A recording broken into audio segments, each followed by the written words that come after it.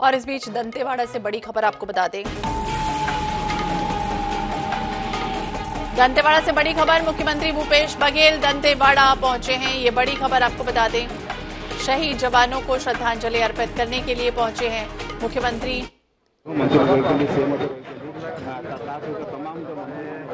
तो सीधी तस्वीरें आप देख रहे हैं, मुख्यमंत्री भूपेश बघेल पहुंचे हुए दंतेवाड़ा में शहीद जवानों को श्रद्धांजलि अर्पित करने के लिए। मुख्यमंत्री और उनका काफिला जो है वो पहुंच चुका है। गृह मंत्री ताम्रध्वज साहू भी मौजूद हैं। तमाम राजनीतिक दिग्गज भी मौजूद हैं पुलिस लाइन में। आज उन 10 जवानों के साथ साथ एक ड्राइवर जो शहीद हो गए हैं, उन सभी को श्रद्धांजलि अर्पित देने के लिए मुख्यमंत्री भूपेश बघेल पहुंचे हुए हैं। तो INH 24/7 पर एक्सक्लूसिव तस्वीरें आपको बता दें। कल दोपहर में जिस तरह से हादसा हुआ बस्तर में, नक्सलियों ने अटैक किया, हमला किया, आईडी ब्लास्ट में 3 हेड कांस्टेबल सहित 10 जवान शहीद हो गए। एक ड्राइवर भी शहीद हुए हैं।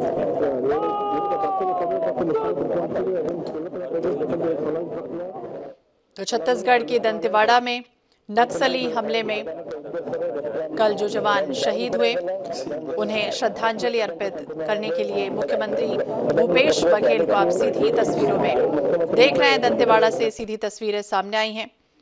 नक्सलियों ने आईडी ब्लास्ट कल किया, जिसमें 10 जवान शहीद हो गए, एक ड्राइवर भी शहीद हुए हैं।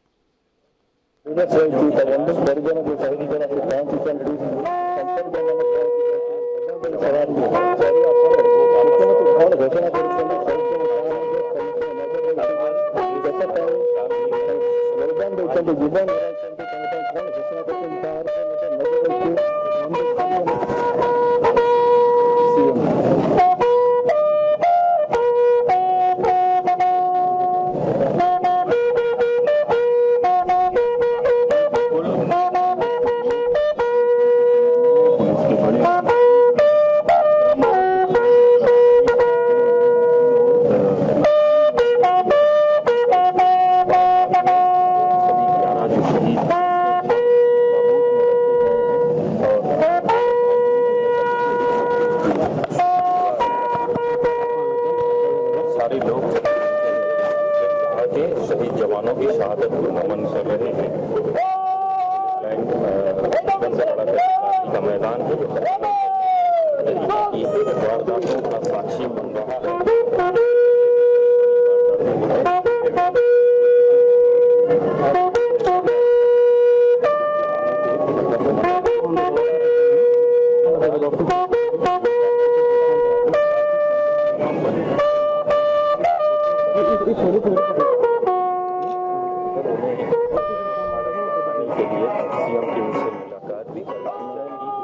शहीद जवान हैं, उनके परिजनों की और सशस्त्र जवान जो है वो विधिवत तरीके से जो शहीद हैं उनको श्रद्धांजलि फूका गया है और सशस्त्र जवान फायरिंग करके उन्हें श्रद्धांजलि देंगे।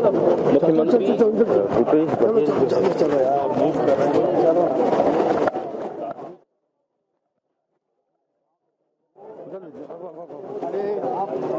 तो दंतेवाड़ा से सीधी तस्वीरें आप देख रहे हैं। मुख्यमंत्री भूपेश बघेल पहुंच चुके हैं।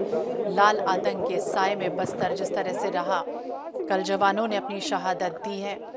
आज श्रद्धांजलि अर्पित करने के लिए तमाम राजनेता वहां पर पहुंचे हुए हैं। मुख्यमंत्री भूपेश बघेल को भी आप तस्वीरों में देख रहे हैं।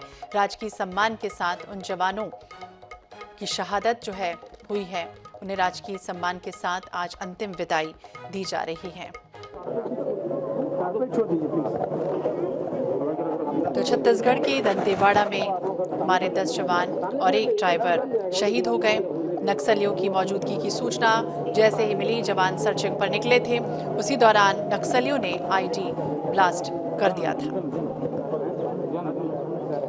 तो पुष्पांजलि अर्पित करते हुए मुख्यमंत्री भूपेश बघेल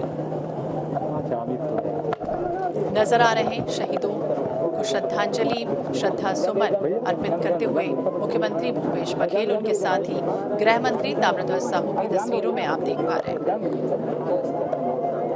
तो बड़ा भावुक क्षण और विदार करने वाली तस्वीरें सामने आ रही। हृदय विदारक की घटना घटित हुई। इसके बाद से शोकाकुल परिवार के प्रति हमारी गहरी संवेदना भी प्रकट करते हैं INS 24/7 के माध्यम से। सीधी तस्वीरें आप देख रहे हैं जहां मुख्यमंत्री भूपेश बघेल, गृह मंत्री उनके साथ मौजूद हैं और श्रद्धांजलि अर्पित की जा रही है। श्रद्धा सुमन उनके शवों को पार्थिव देह पर अर्पित की जा रही है। ये बड़ी नक्सली घटना कल आपको बता दें घटित हुई है, जिसमें हमारे 10 जवान शहीद हो गए, एक ड्राइवर भी शहीद हुए हैं। तो माओवादी कैडर की मौजूदगी की सूचना पर दंतेवाड़ा के DRG जवान, डिस्ट्रिक्ट रिजर्व गार्ड जो कहलाते हैं, ये सभी जवान वहां से लौट रहे थे। इसी दौरान घात लगाए नक्सलियों ने अरनपुर मार्ग पर पालनार में जमकर ब्लास्ट कर दिया। हमले में जवानों ने भी हालांकि जवाबी कार्रवाई जो है वो भी की। ये तस्वीरें सामने आई है, मुख्यमंत्री भूपेश बघेल पहुंचे हुए हैं। शोकाकुल परिवार के प्रति गहरी संवेदना उन्होंने प्रकट की और साथ ही साथ वो बातचीत भी उनसे कर रहे हैं।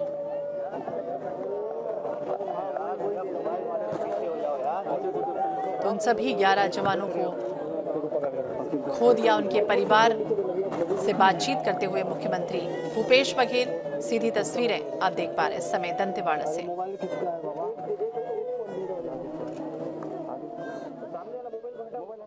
सांत्वना प्रकट करते हुए मुख्यमंत्री भूपेश बघेल तस्वीरों में आप देख पा रहे हैं। गहरी संवेदना, हालांकि जैसे ही ये वारदात हुई, घटना घटित हुई, तुरंत बाद मुख्यमंत्री ने ट्वीट भी किया और अब पहुंचे हुए हैं। शवों को श्रद्धांजलि जो है वो अर्पित की जा रही है और उनके परिवार से विनम्रता से मुख्यमंत्री भूपेश बघेल हाथ जोड़कर गहरी सांत्वना प्रकट कर रहे हैं। ये घटना कल दोपहर घटित हुई। आपको बता दें माओवादी कैडर ने जिस तरह से ये हमला किया, जवानों की गाड़ी आने से पहले ही ID लगाकर ताक में बैठे थे नक्सली और घटना को अंजाम दिया गया। राज्य का नक्सल प्रभावित दंतेवाड़ा जिला बारूदी सुरंग में हुए विस्फोट में सुरक्षा बल के 10 जवान और एक ड्राइवर इसमें शहीद हो गए। अरनपुर थाना क्षेत्र नक्सलियों ने बारूदी सुरंग में विस्फोट कर दिया। माओवादी कैडर की उपस्थिति की सूचना पर दंतेवाड़ा से DRG बल को नक्सल विरोधी अभियान में तुरंत रवाना किया गया था। लगातार इस तरह की वारदातें हो रही हैं। इसके पहले आपको याद होगा 2 साल पहले भी एक घटना घटित हुई थी। इन इलाकों में नक्सल प्रभावित क्षेत्र ये माना जाता है क्योंकि यहाँ पर सड़क नहीं है, पुल नहीं है, पुलिया नहीं बन पाए।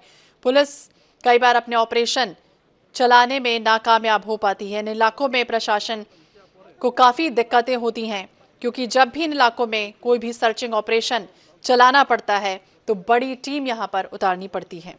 बारिश के समय सबसे ज़्यादा प्रभावित होता है ऑपरेशन, लेकिन गर्मी के दिनों में भी इस तरह से नक्सली वारदातें घटित होती रही हैं।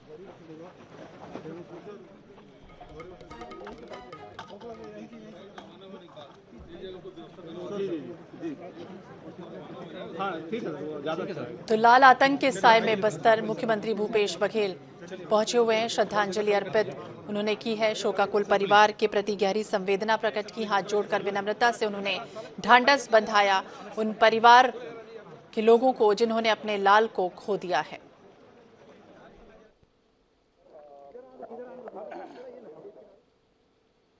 तो माओवादी कैडर की मौजूदगी की सूचना पर दंतेवाड़ा से DRG जवानों को रवाना तुरंत किया गया। अरनपुर मार्ग पर पालनार में ब्लास्ट हुआ। इसके बाद जवाबी हालांकि कार्रवाई हुई। बता दें कौन कौन से जवान शहीद हुए हैं, उनके नाम आपको बता देते हैं। हेड कांस्टेबल जोगा सोढ़ी, मुन्ना राम खड़ती, संतोष तामो, नव आरक्षक दुलगो मंडावी, लखमू मरकाम, जोगा कवासी, हरिराम मंडावी, गोपनीय सैनिक राजू राम करटम, जयराम पोड़ियाम और जगदीश कवासी शहीद हो गए हैं। इनके साथ ही प्राइवेट वाहन के चालक धनीराम यादव भी शहीद हुए हैं। ये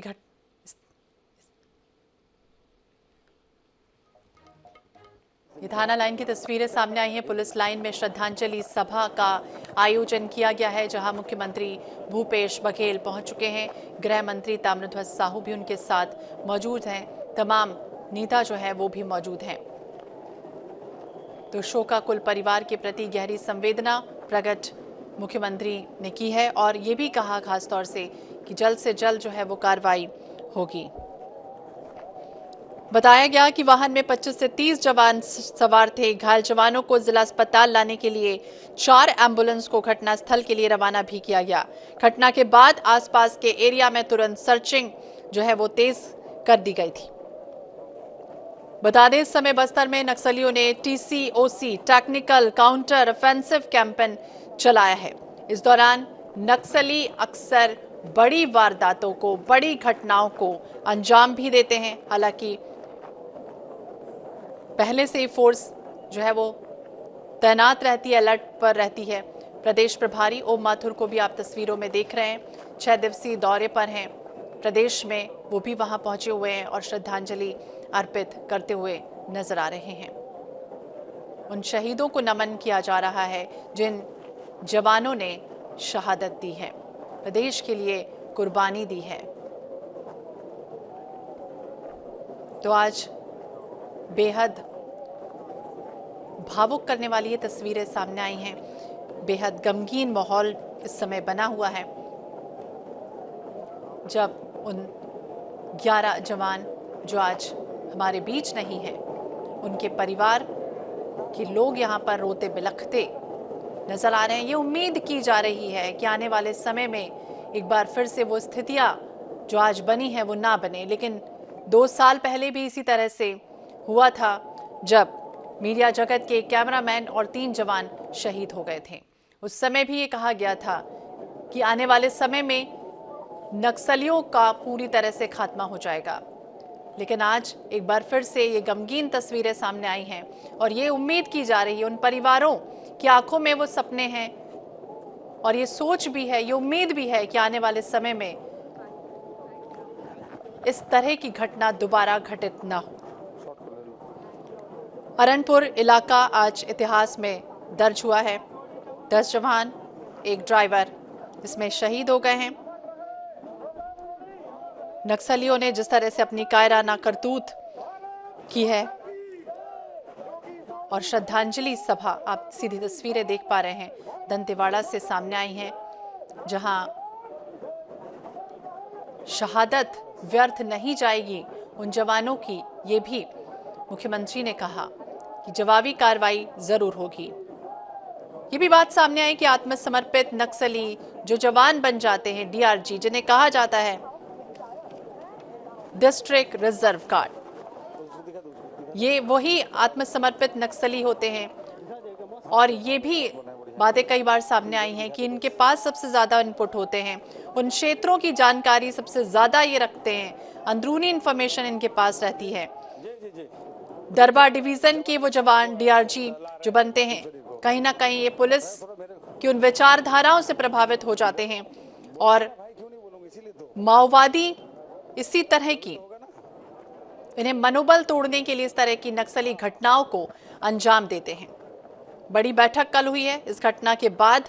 आपको बता दें, नक्सल मामलों में बड़ी बैठक के साथ ये उम्मीद की जा रही है कि अब जल्द से जल्द नक्सल जो है समस्या खत्म करने की जरूरत है। सरकार से इन्होंने इस क्षेत्र की रक्षा के लिए अपनी कुर्बानी दी है, ये अमर रहेंगे। पार्टी सदैव उनको याद करती रहेगी, देश उनको याद करता रहेगा। और निश्चित रूप से मैं मांग भी करूंगा स्टेट गवर्नमेंट से भी कि लॉ एंड ऑर्डर स्थिति सुधारे। पिछले काफ़ी दिनों से लगातार टारगेट किलिंग के नाते किलिंग किए जा रहे हैं। जब भी कोई भी बड़ा लीडर अगर आता है विरोधी दल का, तो कहीं ना कहीं किलिंग हो रही है। इसको तुरंत रोकना चाहिए। किसी की भी किलिंग हो, किलिंग होती है। और ये जो प्रकार से जवान शहीद हो रहे हैं, उनकी रक्षा के हेतु स्टेट गवर्नमेंट को बहुत चिंता करके व्यवस्था करनी चाहिए। सर, अपार्ट फ्रॉम पॉलिटिक्स, अगर ऐसी घटना रिपीट ना हो तो ऐसा कोई मैसेज? इसका सीधा तरीका यही है कि केंद्र और राज्य सरकार कोई ऐसा सिस्टम बनाए कि जिस सिस्टम से आगे से ऐसी कभी घटनाएं नहीं हो, इसकी बैठ करके चिंता करनी चाहिए। पॉलिटिकल से ऊपर उठ करके हम कैसे रोकें हमारे जवानों को, जो जवान हमारी सुरक्षा में लगे, तो उसकी चिंता करके व्यवस्था करनी चाहिए।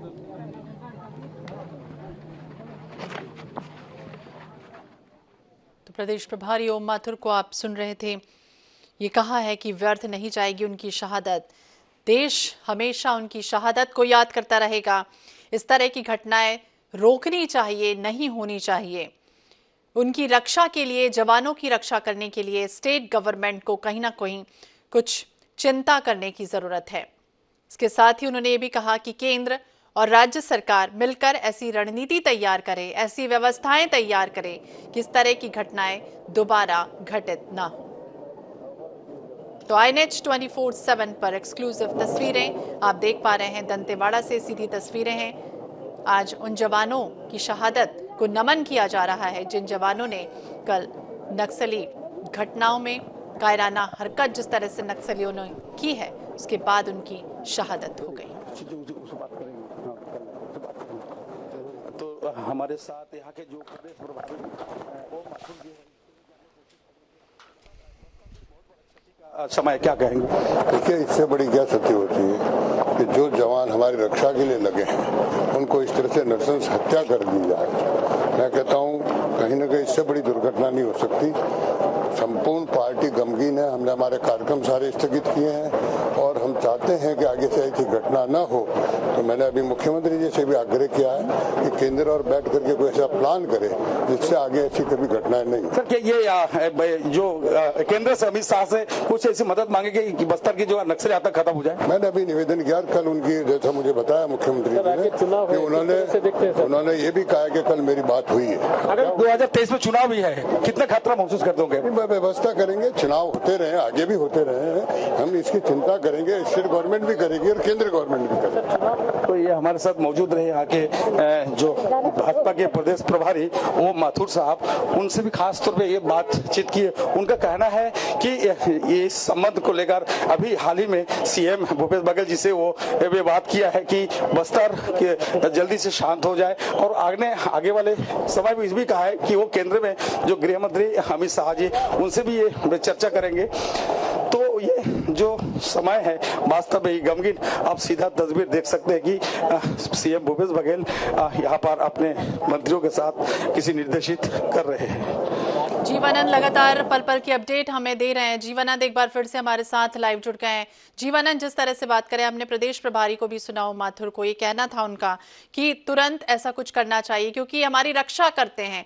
केंद्र सरकार को, राज्य सरकार को मिलकर ऐसी व्यवस्थाएं करनी चाहिए, ऐसी चिंता जरूर दिखाने की जरूरत है कि आगे आने वाले समय में इस तरह की घटनाएं घटित ना हो। लेकिन उम्मीदें कितनी कर सकते हैं? देखिए, निश्चित रूप से आज करीबन 4 दशक बीत चुके हैं। बस्तर जल रहा है, बस्तर दहल रहा है। ये कोई पहली घटना नहीं है। इससे पहले भी तारमेटला की याद की जाए, 76 जवान में हमारी शहादत हुई है, 25 जवान शहादत हुई, तो सैकड़ों जवान शहादत हो चुका है। और उस समय से लेकर अब तक के जितने भी जनप्रतिनिधि हो, जितने भी सत्ता में जो सरकार आई है, वो इन्होंने सिर्फ इतना ही कहा कि हम नक्सल को जल्दी से खत्म करेंगे। लेकिन ये वारदात सामने आने के बाद ये कह पाना मुश्किल है कि बस्तर से ये नक्सली कब खत्म होगा, ये सबके जहन में है। आपको बता दूं, ये कोई पहली घटना नहीं है, इससे पहले कई बार घटना हो चुका है। और इसके जो लगातार जो नक्सल इस प्रकार से वारदात दे रहा है, तो निश्चित रूप से बस्तर फिर एक बार दहल उठा है और सरकार को चाहिए इस पर निरंतर अंकुश लगाने के लिए। अगर इस प्रकार का अंकुश लग जाए तो इस प्रकार की जो स्थिति है वो देखने को नहीं मिलेगा। हालांकि कल जो शहीद होने के बाद तमाम जो जनप्रतिनिधि, चाहे विपक्ष के हो चाहे पक्ष के हो, सभी लोग श्रद्धांजलि अर्पित करने आए हैं। और खासतौर पर आपने सुना होगा कि जो भाजपा के प्रदेश प्रभारी, उन्होंने भी सीएम से खासतौर पर चर्चा किया है कि बस्तर जल्दी से शांत हो जाए, बस्तर से नक्सल जल्दी से शांत हो जाए। जीवानंद, अगर इस पूरे क्षेत्र को देखें तो क्या बड़ी वजह नजर आती है? दंतेवाड़ा, सुकमा का वो ऐसा इलाका, ऐसी बॉर्डर जहां नक्सलियों के लिए सेफ जोन माना जाता है, आसानी से वो यहां से निकल सकते हैं, जाने पहचाने रास्ते होते हैं, विकास कहीं ना कहीं इस जगह पर नहीं हुआ है, शासन प्रशासन की टीम वहां पर नहीं पहुंच पाती, पुल पुलिया का निर्माण वहां पर नहीं हुआ।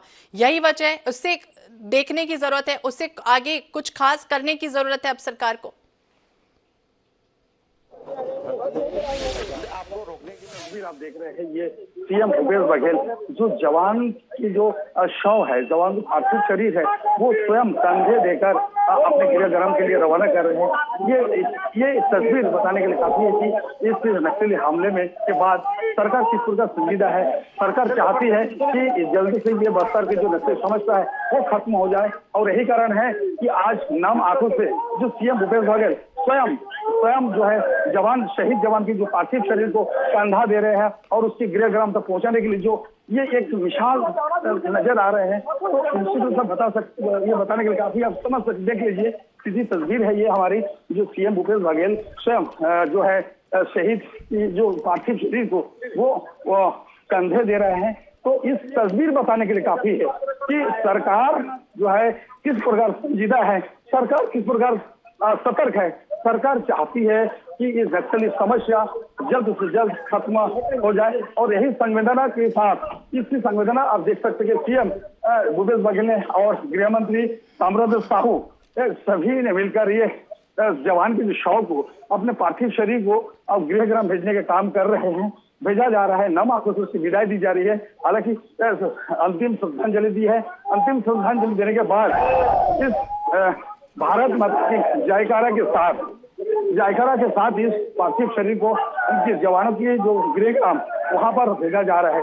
तो ये तस्वीर बड़ा गमगीन है, और इस तस्वीर बताने के लिए काफी है कि सरकार वाकई संजीदा है।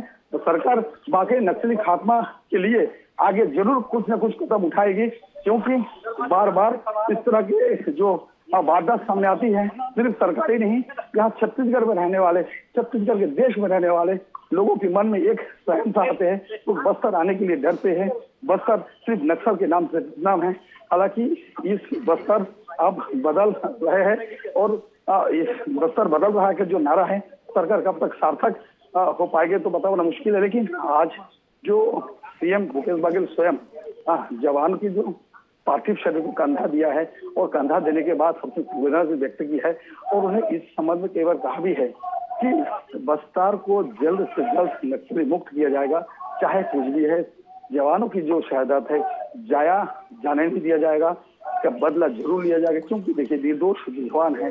इस प्रकार देश की बचाने की खातिर इस प्रकार शहादत देते हैं, तो कहीं ना कहीं ये आज का जो पल है वाकई में ये शब्दों में जाहिर करने की समय नहीं है। फिर भी ये कहा ना होगा, क्योंकि स्थिति ऐसी है कि ये बस्तर में बार बार इस तरह की जो वारदातें हैं वो सामने आ रहे हैं।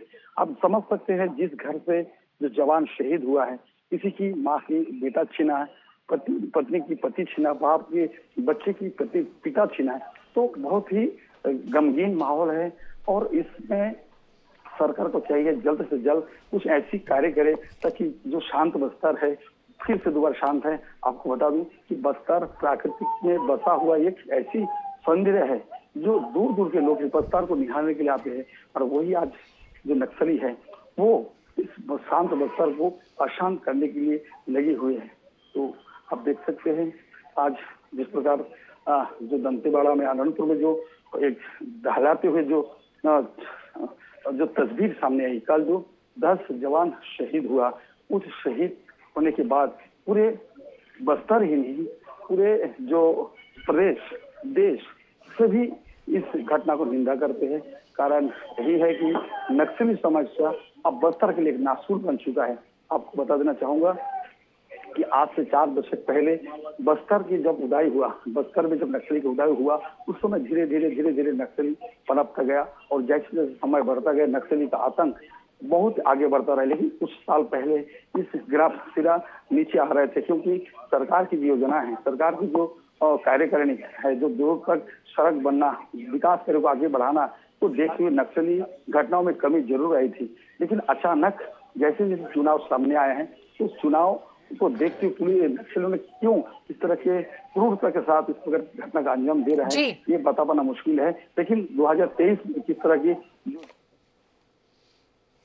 तो बिल्कुल चुनावी साल है और इस तरह की घटना घटित हुई है। जीवनन बेहद गमगीन तस्वीरें भी सामने आई हैं। जिस तरह से हमने देखा, मुख्यमंत्री भूपेश बघेल ने कांधा भी दिया उन जवानों को, उन शहादत को, ये भी कहा कि वो जाया नहीं जाएगी। संवेदना उन्होंने प्रकट की थी और ये भी कहा था कि लंबी लड़ाई, अंतिम लड़ाई जो है वो अब चल रही है। नक्सलियों को किसी भी कीमत पर छोड़ा नहीं जाएगा, लेकिन रणनीति और योजनाबद्ध तरीके से अब नक्सलवाद को खत्म करने की तैयारी जो है वो किस तरह से राज्य सरकार करेगी, फिलहाल आने वाले समय में दिखाई देगा। लेकिन कहीं ना कहीं ये जो तस्वीरें सामने आई हैं, और बेहद चिंता करने की भी खास तौर से जरूरत है कि आने वाले समय में इस तरह की तस्वीरें दोबारा छत्तीसगढ़ ना देखें। जीवनत जी देखिए, निश्चित तौर पे आपको बता देना चाहूंगा, जब नक्सलियों का जब बस्तर में उदय हुआ 80 के दशक में, उस समय इक्का दुक्का नक्सली वारदात सामने आता था, लेकिन धीरे धीरे जैसे जैसे समय बढ़ता गया और यहाँ के नक्सली वारदात में बढ़ोतरी हुई और यही कारण तारमटला के सहित कई दूसरे जगह पे भी नक्सली ने बहुत बड़ी वारदात की और 80 दशक के बाद जब 90 दशक या 2021 भी जो दशक आया है, 2021-22 में नक्सली घटना में जरूर कमी आई। कारण यही है कि पहले जिस तरह के सलमा जुलूम के बाद जो नक्सलियों से नक्सल में जो शामिल थे और सलमा जुलूम के चलते वो नक्सली अपने दल को छोड़कर वापस आए, लेकिन उसके बाद फिर एक बार नक्सली अपने नींव को मजबूत करने के लिए नए नए लड़ाकू का भर्ती किया गया और यही की कारण है कि अब नक्सली जो अपने रणनीति के तहत बस्तर को दहलने के लिए आगे आ रहा है। आपको एक चीज और बता देना चाहूंगा कि 2020 की अगर बात करें, 2020 से पहले जितनी भी नक्सली वारदात बड़ी वारदात हुई थी, लेकिन उसके बाद जैसे जैसे सरकार की जो योजना है, सरकार की जो विकास कार्य अंदरूनी गांव तक पहुंचने गया। आपको बता दूं, जिस प्रकार सुकमा की बात करें, बीजापुर की बात करें, ऊपर कई बंद पड़े स्कूलों को खोला गया, अंदरूनी क्षेत्र में जो सड़कें हैं वो बनाई गई है। सरकार की उपलब्धि है कि वास्तव में उस क्षेत्र में सड़क नहीं था, लेकिन सरकार आने के बाद उस क्षेत्र में सड़क बना है और यही कारण है कि उस क्षेत्र में जो नक्सली है वो बौखला गया है। और सबसे और खास बात ये मैं बताऊंगा कि जो इस वारदात में के जो कमी के कारण ये भी है कि पुलिस ने अंदरूनी क्षेत्र में पुलिस ने अपने रणनीति में बदलाव किया। पहले जिस प्रकार सर्चिंग में जाते थे, 100-200 लोग सर्चिंग में जाता, अपने सामने मुठभेड़ होता था, लेकिन नक्सली के कोर इलाकों को सिमटने के लिए नए कैंप का गठन किया है और नक्सली सीमित रह गए और यही कारण है नक्सली बौखलाहट के कारण अब अपने उपस्थिति दर्ज कर रहा है। तो बिल्कुल जीवानंद, क्या ये वही जवान है जो जिस तरह से लोन वर्राटू अभियान चलता है, सलवा जुलूम जो अभियान चलता है, उससे कई बार पुलिस की विचारधारा से प्रभावित हो जाते हैं डीआरजी के जवान, फिर बन जाते हैं वो नक्सली जो आत्मसमर्पित कर देते हैं? और क्या यही डर रहता है नक्सलियों का कि वो सबसे ज्यादा इनपुट जानते हैं, कई इंफॉर्मेशन अंदरूनी स्तर पर वो जानते हैं, कई तरह की जानकारी उनके पास होती है, तो क्या यही वजह है कि उनका मनोबल तोड़ने की जो कोशिश है वो इस तरह से नक्सली इन अभियान के जरिए इस तरह की घटना को घटित करने के जरिए देते हैं? निश्चित रूप से आपने सही कहा। ये जो डीआरजी जो जवान है, वास्तव में डीआरजी जवान वो जवान है जो नक्सली संगठन में रहता था और सरकार के विकास कार्यों में प्रभावित होगा, वो अपने संगठन को तौबा करके पुलिस मुख्य धारा में जोड़ रहे थे। और जिन लोग मुख्य धारा में जोड़े, वो युवा हो चाहे युवती हो, उन्हें सरकार ने एक पद दिया था एसपीओ के बाद उसने एक अच्छी पद दिया डीआरजी, डिस्ट्रिक्ट स्पेशल फोर्स। यानी वो जब लड़ाकू है जो नक्सलियों के मार्ग में जाकर नक्सलियों पर लड़ने की वो हिमाकत रखता था, क्योंकि यही वही जवान है जो एक समय में वो लाल आतंक में रहकर लाल लड़ाकू बनकर जान माल सरकार को नुकसान पहुंचाते थे। लेकिन आज वो लाल लड़ाकू अपनी सरकार की योजना के तहत बाहर आया और यहाँ मुख्य धारा में आने के बाद वो पुलिस में शामिल हुआ और वो डीआरजी है जो नक्सलियों के लिए एक सिर दर्द बन गया था।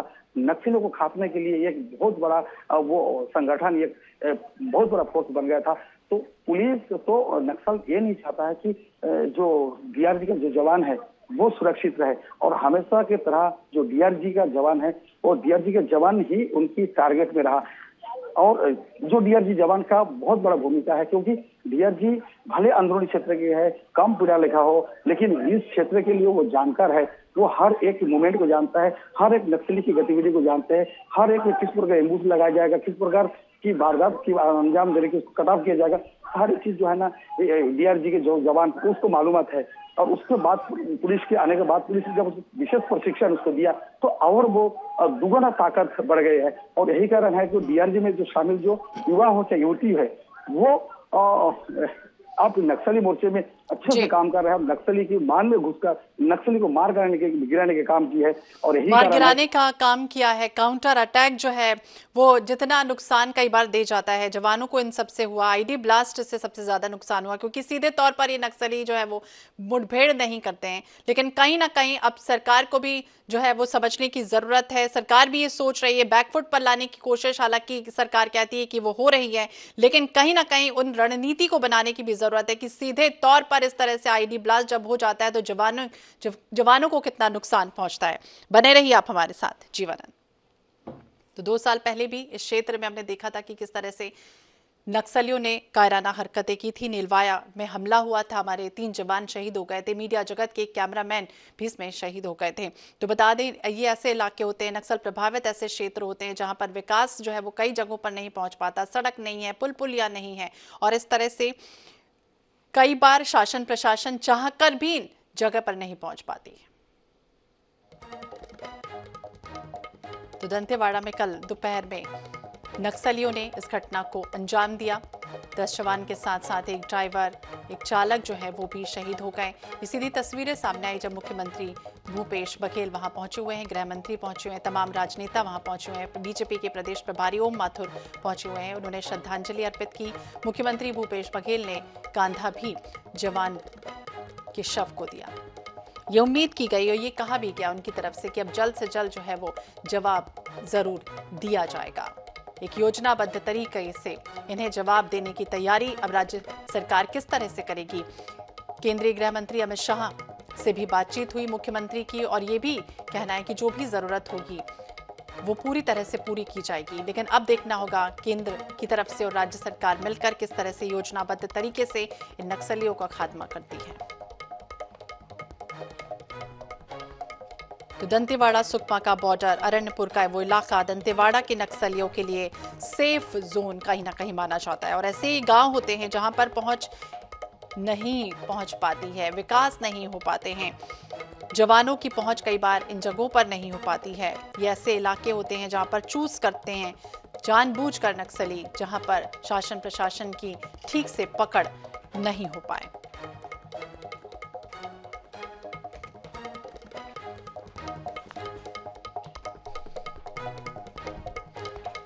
तो उन जवानों के प्रति भी हमारी गहरी संवेदना INS 24/7 के माध्यम से हम प्रेषित करते हैं। शोकाकुल परिवार को गहरी संवेदना INS 24/7 के माध्यम से हम दे रहे हैं।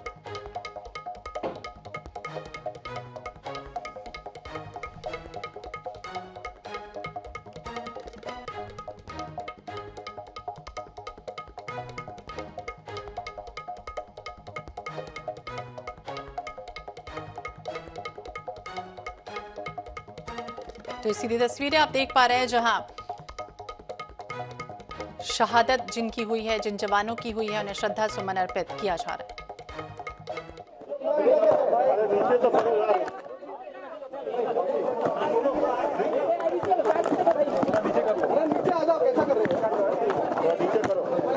मैं नीचे आ जाऊं।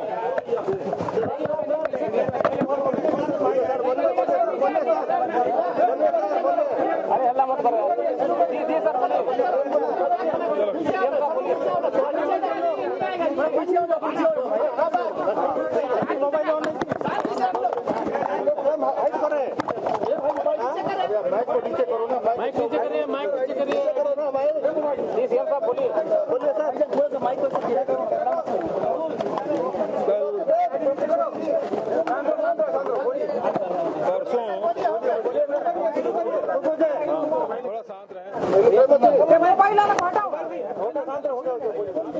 जी सर बोलिए। दंतेवाड़ा एसपी को गोपनीय सूचना के आधार पर नक्सली की सूचना मिली और उस आधार पर यहां से हमारे डीआरजी जवान की 2 टुकड़ियां गई थी। घटना स्थल पे एक नक्सलियों के साथ मुठभेड़ हुआ, एक नक्सली घायल हुआ और एक नक्सली को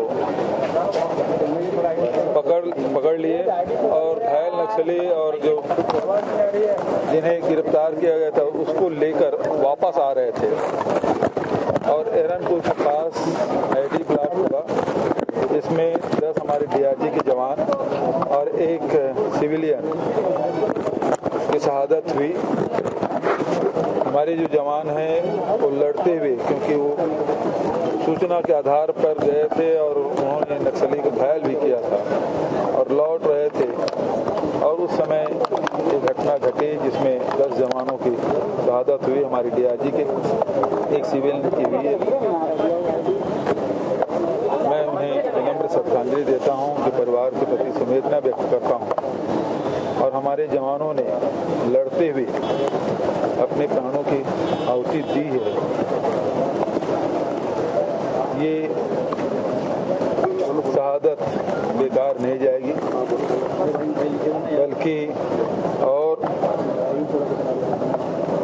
तेजी के साथ ये लड़ाई और लड़ी जाएगी। जहाँ भी नक्सली के होने की सूचना मिलेगी, हमारे जवान अब घेर के उनके साथ मुठभेड़ कर रहे हैं, लड़ाई लड़ रहे हैं और साथ ही साथ जो समर्पण करना चाहते हैं उसके लिए समर्पण की नीति, और यदि लड़ते हैं तो फिर हमारे जवान पीछे नहीं हटे। पिछले समय की भी घटना आप देखेंगे, लड़ते हुए हमारे जवान शहीद हुए थे। जितने हमारे जवान शहीद हुए उससे ज़्यादा नक्सलियों को नुकसान हुआ था। अभी भी हमारे जवान लड़ते हुए शहीद हुए हैं।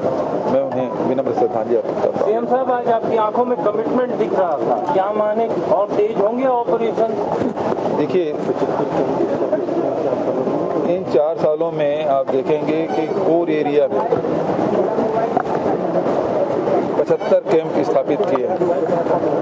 पहले तो बफर जोन पे ही कैंप खुलते थे, अब जगरगुंडा जाने के लिए आपको सुकमा जाने की जरूरत नहीं है, एरनपुर से भी जा सकते हैं। आप इधर से भैरमगढ़ और बीजापुर बासागुड़ा से होते हुए जा सकते हैं, सुकमा से दोर्रापाल होते हुए आ सकते हैं। तो ये जो एरिया है कुंवरती का, जिसे हिडमा का हेडक्वार्टर कहा जाता है, अब वो लगभग चारों तरफ से घिर चुका है। जो नेशनल पार्क के एरिया है अब वो हमारे जवानों के पहुंच के अंदर है, तो अब उसके छुपने की जगह अब इस एरिया में बीजापुर, सुकमा, दंतेवाड़ा में अब नहीं रहा। और जो छोटी छोटी सड़कें हैं वो भी बनाई जा रही है, कैंप खोले जा रहे हैं जनता की सुविधाएं के लिए। पीडीएस साहब, स्कूल, आंगनबाड़ी केंद्र वो सारे खोले जा रहे हैं। तो लोगों का विश्वास सरकार के प्रति बढ़ा है और नक्सली लगातार पीछे हटते जा रहे हैं। और आईडी ब्लास्ट घटना लगभग 2 साल बाद हुई है। मैं समझता हूं कि ये नक्सलियों का हताशा ही है कि उन्होंने इस प्रकार की घटना बाहर के कैडर नक्सली के लिए भी जो नक्सल नीति के आधार पर जो नीतियां बनी हैं, जो जवान शहीद होते हैं या सिविलियन शहीद हो रहे हैं, सबके लिए हमने मुआवजा की व्यवस्था की है, उसके तहत सबको मिलेगा। सर, सरकार अंतिम लड़ाई की बात करती है नक्सलियों के साथ, लेकिन जब जब सरकार बोलती है नक्सलियों के साथ लड़ाई अंतिम है, तब तक नक्सली बड़ी घटना को अंजाम देते हैं। कहीं चूक हो रही है सरकार से या फिर पुलिस से, सुरक्षा बल से? देखिए, जवानों की शहादत हुई है, इसे कोई इनकार नहीं कर सकता, लेकिन पहले और अब में बड़ा अंतर आया है। पहले कैंपों पे हमला होता था और जवान अपनी सुरक्षा करते थे। आज नीति में परिवर्तन हुआ है। अब हमारे जवान सर्च करके उसके साथ मुठभेड़ करके लड़ाई लड़ते हैं और नक्सलियों को भी अपने जान गंवानी पड़ती है। तो हमारे जवान कैंपों में अपनी जान नहीं दे रहे हैं, बल्कि लड़ते हुए शहादत हो रही है। सर, ये जो समय चुना नक्सलियों ने, चुनाव को 6 महीने शेष है, शक्ति प्रदर्शन एक तरीके का नहीं लग रहा? ये चुनाव के दृष्टिकोण से नहीं, बल्कि ये जो समय है ग्रीष्मकालीन, ये दो चीज कोशिश रहता है उसी का।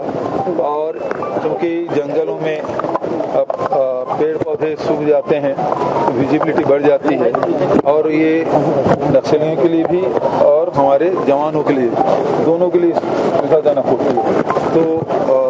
तो ये अवसर की बात है कि हमारे जवान ज़्यादा शहीद हो गए, वरना हमारे जवान को एक घायल करके और एक आदमी जिंदा पकड़ के लाए, दोनों को यहाँ ले आए हैं। एक उपचार चल रहा है और एक हमारे कस्टडी में है। तो इस प्रकार की घटनाएं पहली बार आप देखेंगे, बहुत समय बाद इस प्रकार की घटना घटेगी। जंगल में जाके घेर के नक्सलियों को पकड़ के ला रहे हैं। सर, कहीं ना कहीं एसओपी पालन नहीं किया जा रहा है। सर, संख्या और बढ़ाई जाएगी चुनावी साल में। हमने डिमांड की भारत सरकार से और मिलेगा तो और कैंप भी लगाएंगे। सर, एसओपी का पालन नहीं किया जा रहा है, कहीं ना कहीं देखा जा रहा है। जो नक्सली, ये जो सड़क है वो पक्की सड़क है, और पक्की सड़क में उस समय पैदल आना, आइडियल पोजीशन तो ये है कि वो पैदल आते हैं, लेकिन जब कैंपों की संख्या और बढ़ाई जाएगी चुनावी साल है। हमने डिमांड की भारत सरकार से और मिलेगा और कैंप भी लगाएंगे। एसओपी का पालन नहीं किया जा रहा है, कहीं ना कहीं देखा जा रहा है। जो नक्सली ये जो सड़क है वो पक्की सड़क है और पक्की सड़क में उसमें पैदल आना, आइडियल पोजीशन तो ये है कि वो पैदल आते हैं, लेकिन जब सड़कें भी पक्की बनी हुई है और तो उस हिसाब से उतना रिस्क लिए और वो आए और ये दुर्घटना घटी है। वैसे भी आप देखें मोटरसाइकिल से भी पिछले समय आ रहे थे, ब्लास्ट हुआ, अभी 3 जवान हमारे शहीद हुए। देखिए पहली बात कि भारत के संविधान के विश्वास से हथियार छोड़े बात का।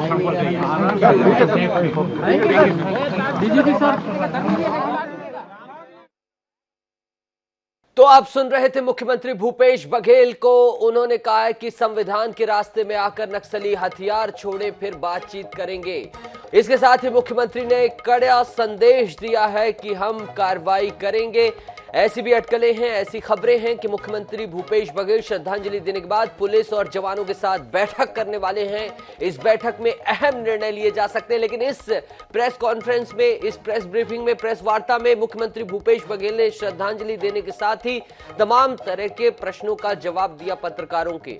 उन्होंने कहा कि चुनाव के दृष्टिकोण से नहीं किया गया, ये मौसम अनुकूल होता है इस समय, इसी मौसम में हमारे जवानों को भी फायदा रहता है और नक्सलियों को भी ये मौसम फायदेमंद लगता है अपनी परिस्थितियों के अनुसार। लेकिन दुर्भाग्य था कि हमारे जवान उनके ट्रैप में फंस गए और उन्हें शहादत मिली। लड़ते लड़ते हमारे जवान जवानों को शहादत मिली है। इसके साथ ही मुख्यमंत्री भूपेश बघेल ने बताया कि एक का उपचार जारी, एक नक्सली का और एक हमारी कस्टडी में है। तो आने वाले समय में बड़ा खुलासा हो सकता है।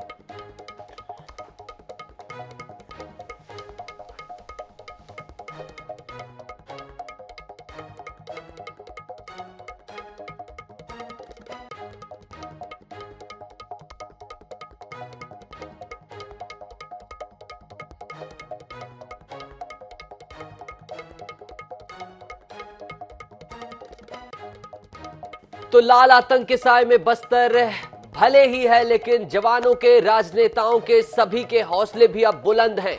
सभी ने एक सुर में आवाज उठाई, चाहे वो पक्ष हो चाहे विपक्ष हो, सभी ने कदम उठाया। और इस वक्त की बड़ी खबर आपको बता दें, INS 24/7 में एक्सक्लूसिव अंतिम संस्कार पर नक्सलियों ने फरमान जारी किया है। गांव में अंतिम संस्कार नहीं करने का फरमान दिया गया है नक्सलियों के द्वारा। कटे कल्याण, मारजूम और गादम में यह फरमान सुनाया गया है। अंतिम संस्कार पर नक्सलियों ने बड़ा फरमान सुनाया है। गांव में अंतिम संस्कार नहीं करने का फरमान, यानी कि कहीं ना कहीं अभी भी नक्सलियों की हेकड़ी शांत नहीं हुई है।